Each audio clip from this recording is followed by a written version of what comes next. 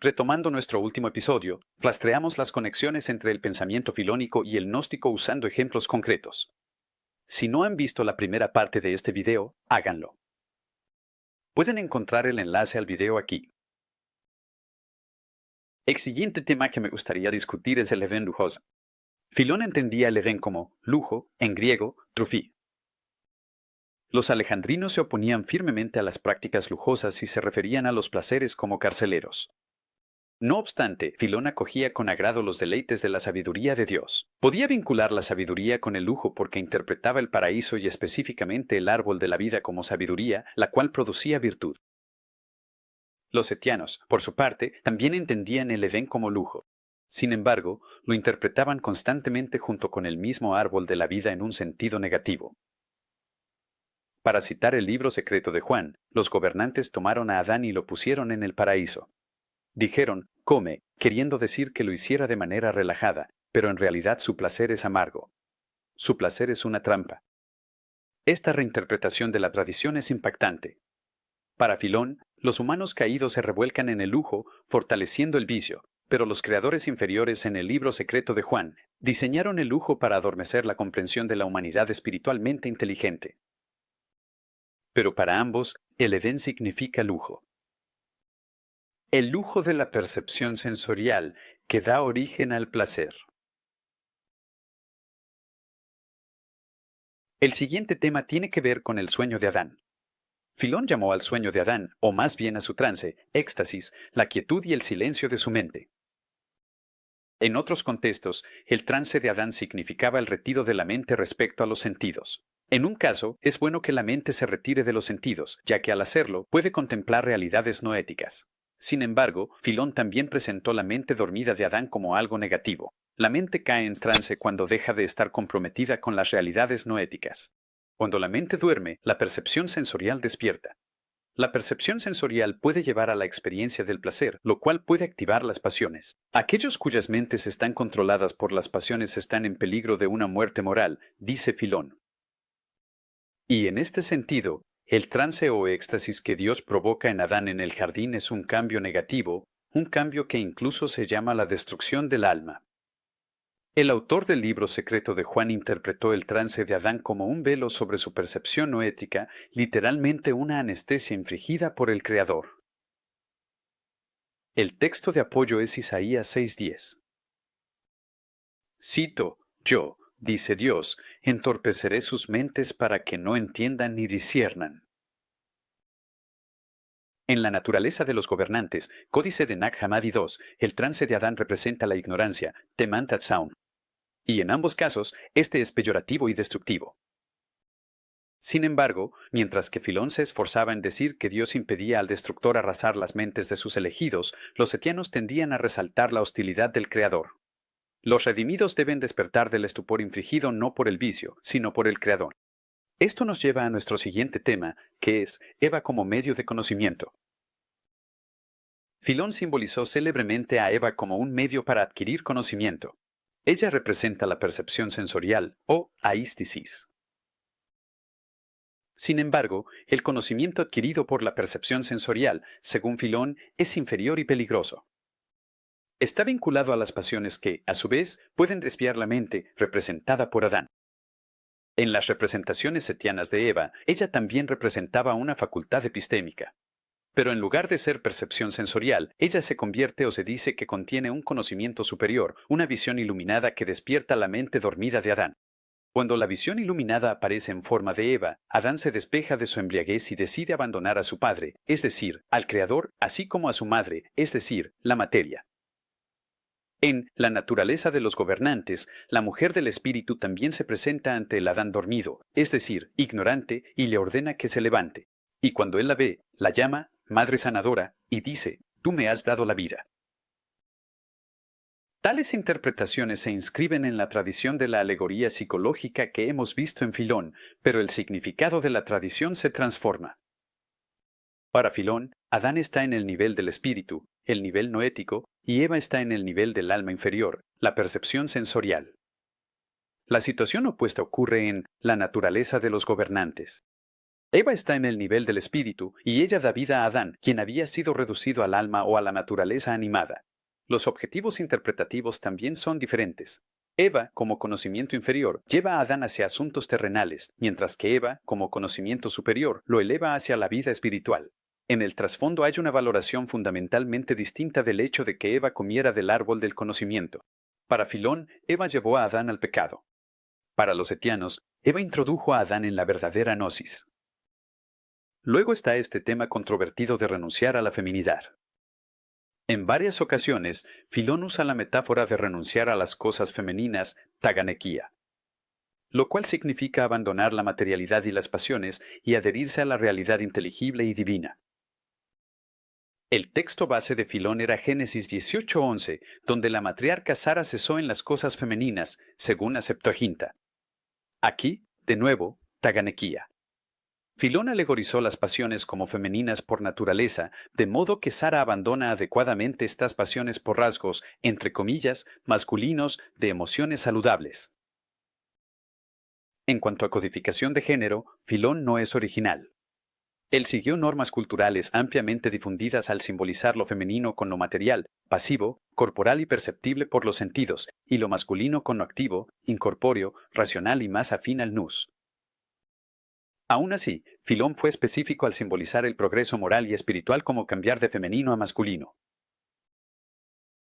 Esta tradición de escapar de la feminidad también aparece en los textos setianos. El héroe setiano Sostrianos, por ejemplo, escapa de la oscuridad corporal, el caos animado y la feminidad oscura y lujuriosa, timente sema epitumia. Todo esto ocurre antes de su ascenso al cielo y su advertencia final: no se entreguen a cosas inferiores a ustedes como si fueran superiores. Huyan de la locura y de la atadura de la feminidad, timente sema, y elijan para ustedes la salvación de la masculinidad, piu haji timentealt. Como en Filón, la feminidad representa las pasiones inferiores y la materia, mientras que la masculinidad simboliza el espíritu, la estabilidad y la incorruptibilidad. Convertirse en noético o espiritual es como volverse masculino.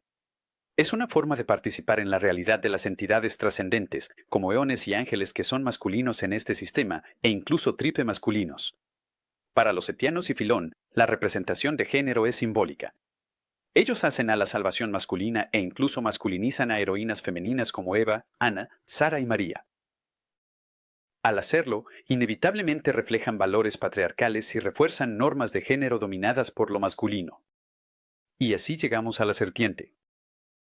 Alrededor del año 400 a.C., el mitógrafo Heródoto de Heraclea representó a la serpiente en el jardín de las Hespérides como el razonamiento multicolor del deseo amargo. Y en la alegoría filónica, la serpiente edénica se convierte en un símbolo tanto del deseo como del placer, Hidoní. Una tradición similar se desarrolló en las fuentes setianas, solo que más específica sobre el tipo de placer involucrado. En el libro secreto de Juan, la serpiente enseña sobre el deseo sexual, espora hiten epitumia, literalmente, semilla del deseo, o el vicio del deseo sexual, ucagia hiten espora hiten epitumia.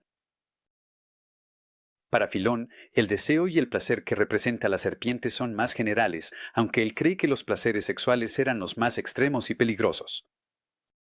En su exposición del Génesis, también señala que el deseo de unidad de Adán y Eva dio origen al placer corporal, que es el punto de partida de actos malvados y criminales, según sus palabras. Estos actos, a su vez, resultan en la pérdida de la inmortalidad bendita. Tanto Filón como los autores setianos coincidían en que el placer podía matar el alma. Curiosamente, aunque para Filón la serpiente representa el placer, cuando es capturada y dominada, se convierte en instrucción, pedía. En una reinterpretación setiana del Génesis, la serpiente es llamada el instructor, piréptoma, pero solo cuando está habitada por el principio espiritual femenino. Sobre el tema de las vestiduras de piel, recordarán que estas vestiduras son entregadas a Adán y Eva en Génesis 3:21 después de su caída. Filón es uno de los primeros intérpretes documentados en entender estas vestiduras como un símbolo de la carne humana. Antes de su caída, en otras palabras, los primeros humanos eran seres de espíritu y alma. Solo adquirieron sus trajes de carne como resultado de la caída. Ahora bien, los setianos modificaron esta imagen. Ellos nunca vieron la caída humana como algo provocado por la voluntad de la primera pareja. Los humanos dotados con el poder espiritual de la sabiduría fueron más bien empujados a la carne por arcontes hostiles como una forma de controlar a los humanos y obstaculizar su elemento espiritual. Los valentinianos en particular continuaron la tradición filónica de entender la vestidura humana, las vestiduras de piel, como carne humana. De hecho, la identificación de las vestiduras como carne se le atribuye al propio Valentín por el refutador. Valentín, como recordarán, vivió solo una generación después de la muerte de Filón. En el Génesis es específicamente el Creador, llamado Yahvé Elohim en hebreo, quien le da a Adán y Eva las vestiduras.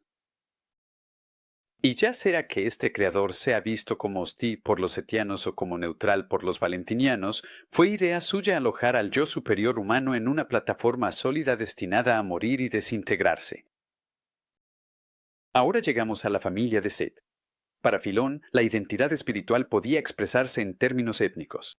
En la antigüedad, la idea de familia o genos, que podría traducirse como clase y a veces se ve como raza, era una categoría fluida y no se determinaba únicamente por características físicas.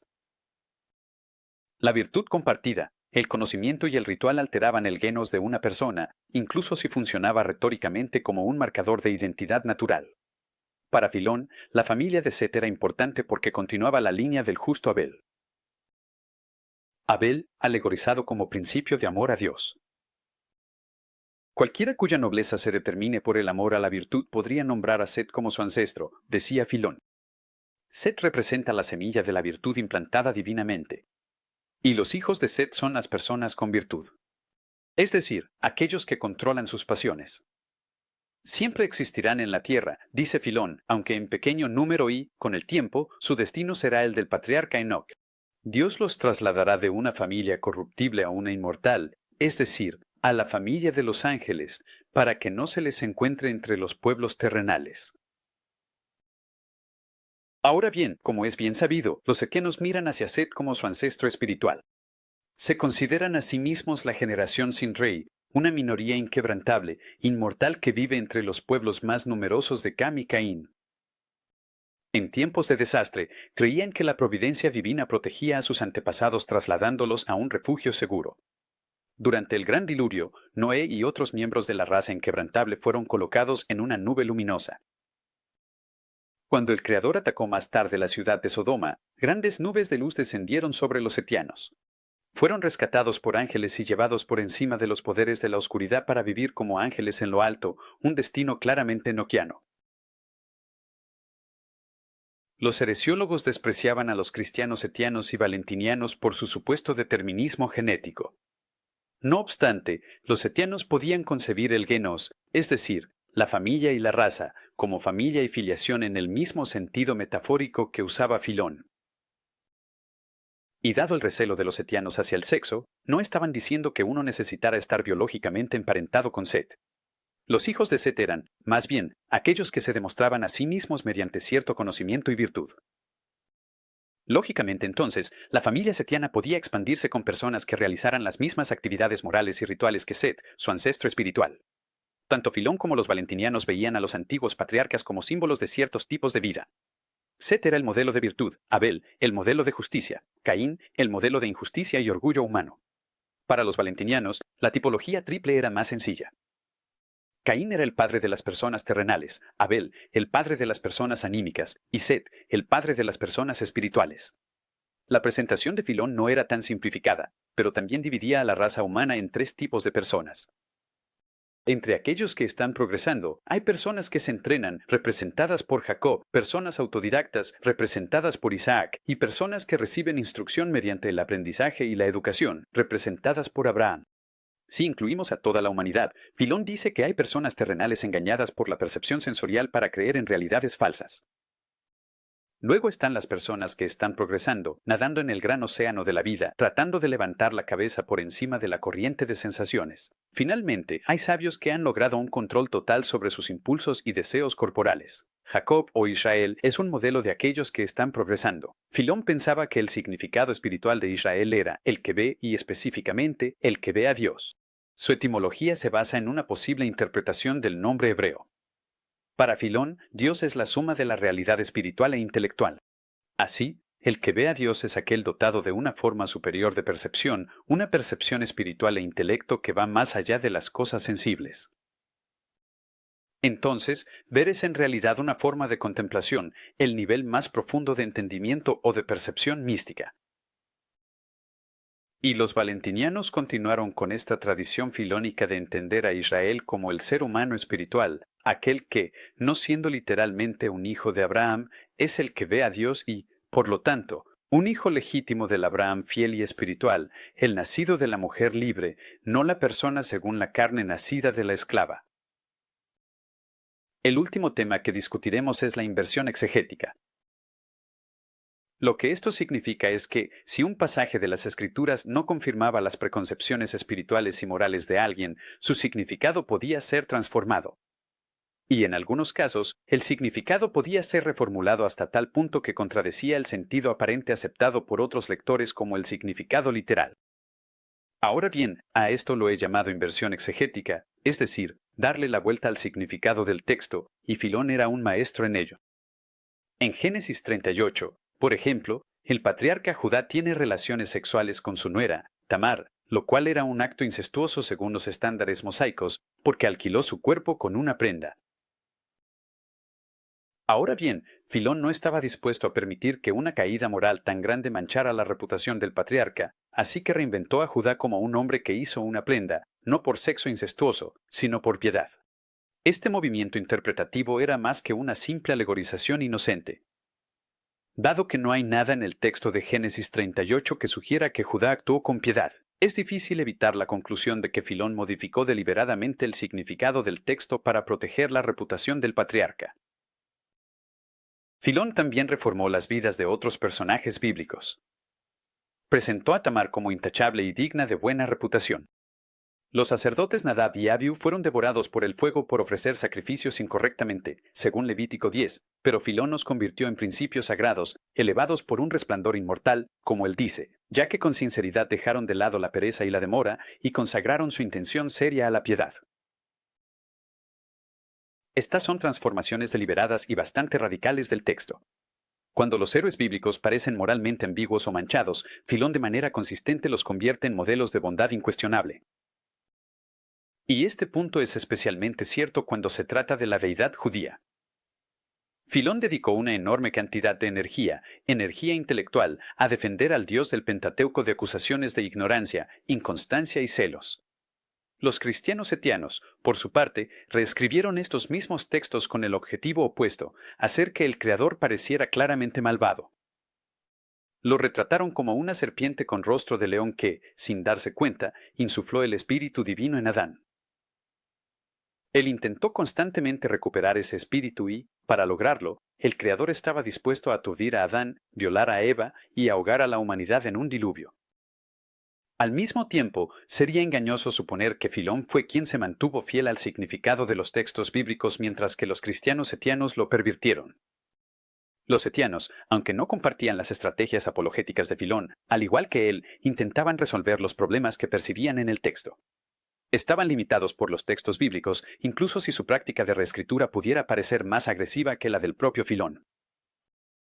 Es seguro decir que, tanto los setianos como Filón, desarrollaron posturas intelectuales firmes que les permitieron adaptar los significados de los textos bíblicos para sus propios fines intelectuales. Es hora de concluir. Esta discusión sobre la inversión exegética indica que, a pesar de la continuidad en el uso de tradiciones exegéticas, Filón y los setianos, y podríamos añadir a los valentinianos, estaban, en cuanto a actitud, en mundos completamente distintos. Las incursiones creativas de Filón en las escrituras intentaban inspirar la piedad, la cual él consideraba la reina de las virtudes. Los setianos, en cambio, fomentaban una orientación transgresora. Filón se esforzaba por ser el buen hijo, el seguidor obediente de la ley divina. Los setianos demostraban su filiación divina rechazando las leyes del Creador inferior, ascendiendo más allá de ángeles y arcángeles hasta los eones superiores. ¿Qué fue lo que intervino entre Filón y los setianos para ayudar a generar esta actitud transformada? Esto sigue siendo tema de debate.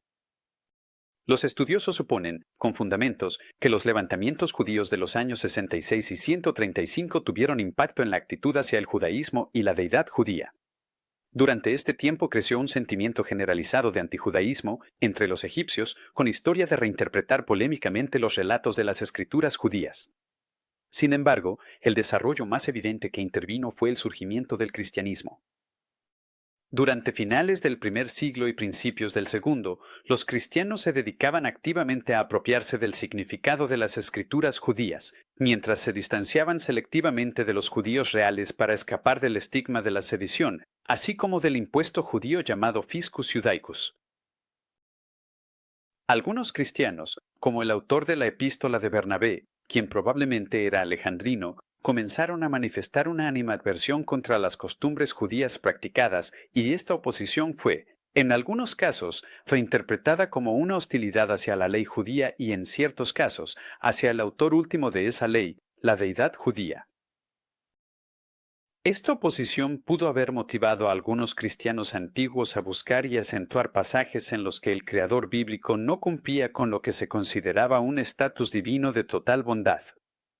Las declaraciones, acciones y el carácter del creador demostraban no solo que no era bueno, sino que era positivamente malvado.